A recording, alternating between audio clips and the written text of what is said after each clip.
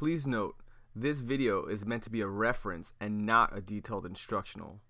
While there are lots of ideas, setups, timing, experience, positioning, and your opponent's reactions will determine the success of your guard passing.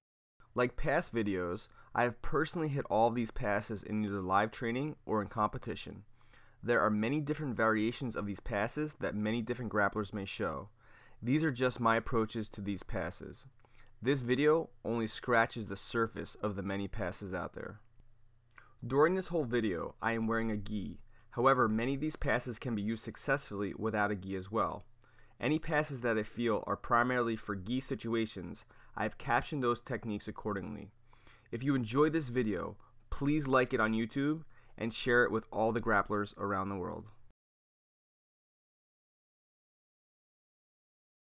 I like to have my hand on my opponent's sternum, then I open my knee up first, then I shuffle my knee underneath their butt, putting pressure down so I can open up their legs. When I'm done doing this, I like to end in a combat-based style position. I also like to open up my opponent's guard by pushing their belt into their face, pushing my hips back so I can make space for the combat-based position.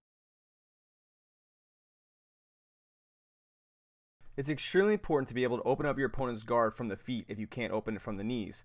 I like to pull at their sleeves, step up with that side first, and then bounce so I can open up their legs.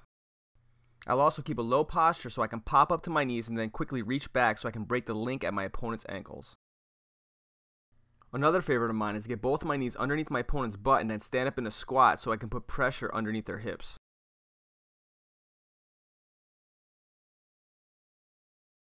With a single stack pass, you're going to get your arm underneath their leg, protect your other arm for possible attacks, take your hand, put it on their shoulder, drive their knee into their face, pick their hips up, and then slowly grind pressure into them.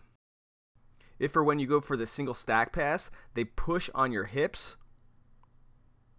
From there, you can take your other knee, pin their knee down, control their head, keep their foot there, kick your other leg back, and then finish the pass. The double stack pass is similar to the single stack pass, except you have both your arms underneath their legs. You're going to grab by their hips, pull their hips onto your thighs, cross your arms, sprawl back, pick a side, and put a lot of pressure so you can get the pass. The knee cutter pass is one of the highest percentage passes, especially when you do it and get the underhook position. With a knee cutter pass with the gi on, you don't have to use the underhook. You can grab across, grab their collar, get shoulder control, pick up their arm with your other hand, and then finish the pass from there. One of my favorite passes is the over-under pass from the double under position. I'm going to get double under control, then I'm going to step my leg over, bring my right arm across, push a leg through, kick back, and then finish the pass. And if you can get both of their legs in between your legs, you could hug around their upper thighs and then control one of their legs, kick back, and then do the hug pass. A very sneaky thing that I do when I can't get a stack pass is I reach deep underneath my opponent's belt, I pick their hips up, I flip them over so I can expose their back and attack their back from there. And lots of times when I get double underhooks, I try to lift one of my opponent's legs up so they put pressure down and I swim my hand back through, push it down, and then jump right over. Another pass that I hit a lot is a low style X pass. I put my hand by their inner knee, my other hand goes by their belt line, then I drop my shoulder and I push their leg through for the pass. A high percentage pass for me is when I get double underhooks and my opponent puts pressure down with his legs, so I do a low sit out, drive my arm across, and then finish the pass. From butterfly, I'll get my opponent's back on the mat, I'll kick my leg back, trap his leg, and then step my other leg over, trap his head, trap his foot, and then kick my leg back and finish the pass. I also like to do the same thing, but I get a deep underhook, use my elbow to drop his leg to the ground, and then sit out so I can do a knee slide past his leg. Another common pass that tends to catch people off guard is the jumping butterfly pass. A very good pass is the folding pass, where you push their legs to the side, drive your knee through on top of their legs, come forward, and then step up for the mount. A pass I do a lot that catches people off guard from the butterfly guard is the cradle pass. It's very important you grab their chin so you can hit it right. The X pass is a very common high percentage pass. From the reverse de la riva X pass position, you can also do the folding pass. The bullfighter will always be a high percentage pass. You can also do it by dropping your hip right down on your opponent. The leg drag is a high percentage pass used by a lot of high level black belts. If you catch your opponent trying to step over and re-guard, you could swim your arm through and finish the pass that way. I also like to step my leg over as I do the leg drag pass. The long step pass is very good when your opponent is holding your ankle. Sometimes it's easy to just step around when your opponent has sitting guard on you. I also find opportunities to get the underhook so I can step around and then get the back.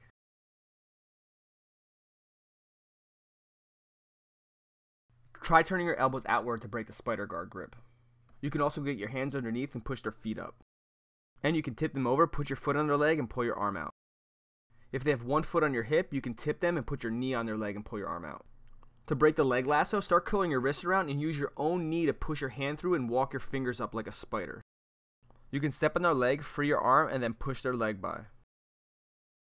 You can also grab their sleeve, step on their leg, free your arm, switch your hand, pull their leg and their arm, and get the pass. I like to get both my hands underneath their legs, push their legs over their head, and then fight for their back. You also have opportunities for the bullfighter pass.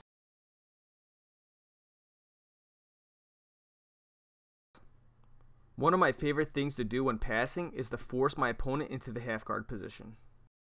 I also like to feed their lapel so I can get an underhook without even using my arm. And it's easier than you think to pop your knee out.